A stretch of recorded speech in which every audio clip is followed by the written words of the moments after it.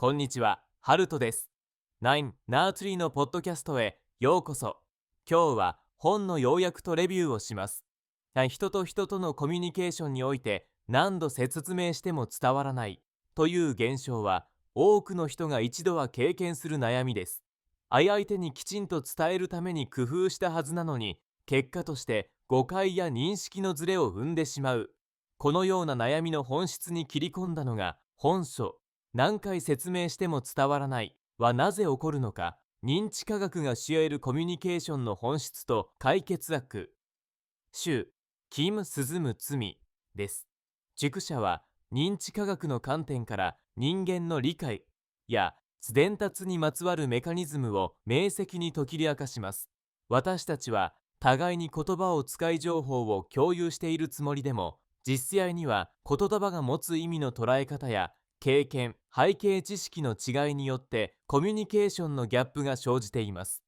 本書はその本質的なズレの原因を最先端の研究成果と多様な磁力で試し、さらに解決策まで分かりやすく提示しています。職場や家庭、教育現場などあらゆる場面で伝え合うことに悩んでいる人にとって縁に落ちる知見とすぐに活かせる実験的な方法論が満載です。コミュニケーションの新たな視点を教えてくれる本書は、今後も対話が求められるすべての人に大きなヒントを与えてくれるでしょう。この本の重要なポイントをお伝えします。まず最初に、認知科学から見せたコミュニケーションの本質。本書の難となるのは、認知科学の視点からコミュニケーションの仕組みを解明する試みです。人間は知識や経験、文化的背景が異なるため、同じ言葉を使っていても、その意味には微妙なズレが伴います。例えば、善という単語一つとっても、思い浮かべる善中や大きさ、感情的な意味合いが人それぞれ異なります。認知科学では、この意味の共有の難しさに注目し、言葉の理解が単純な情報の受け渡しではなく、脳内で文脈や過去の経験と結びつけて再構築される現象であることを明確にしています。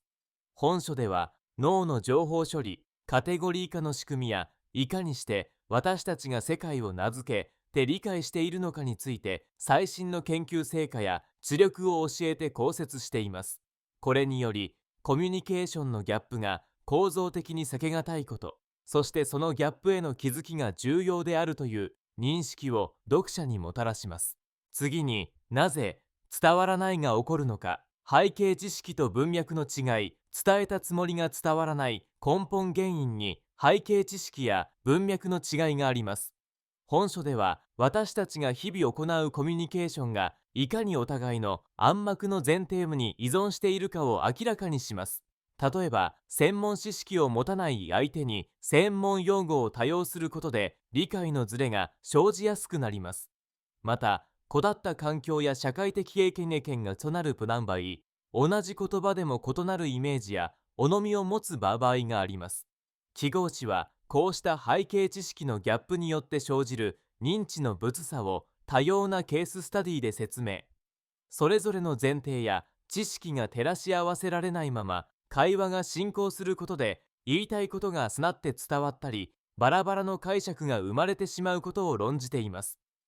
さらに、説明理解量と理解力を高める方法。本書の使用的な部分の一つが、どうすれば説明力や理解力を高められるのかという実験的アプローチです。ただ情報を伝えるだけではなく、相手の前提知識や関心に配慮した情報の対峙方法、例えば比喩や例えまし、具体的な事力を活用する重要性が論じられています。また、理解力を高めるには、自分の知識の限界や偏りに気づき、相手を尊重したコミュニケーションが不可欠であることも強調されています。今聖書地は、相手の立場や知識レベルに応じて、語り方を柔軟に変え、フィードバックを積極的に受ける姿勢が重要だと説きます。実際の会話力を通じて、抽象的な理論を誰でもすぐに実験できる形に落とし込んでいる点が、他のハウツー本と異線を話しています。そして、誤解の生まれ方とその修復手法。私たちは誰しも日常的に大きな誤解や小さなすれ違いを経験します。本書ではこうした誤解がどのように正規するのか、そしてどのように修復できるかを具体的に解説しています。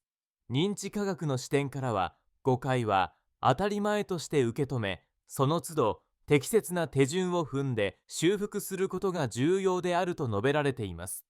例えば、間との理解を確認するために言い換えを求めたり、質問を投げかけて本当の意図を明らかにするなど、実際のコミュニケーションから学ぶべきポイントを多脚的に提示しています。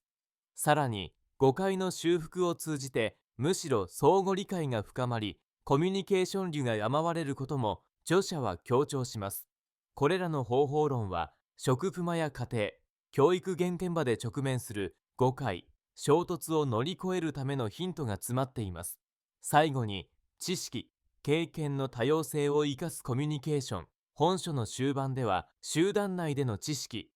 経験の多様性に作目し、それをいかにコミュニケーションの思考上に浮かすかという視点が語られます。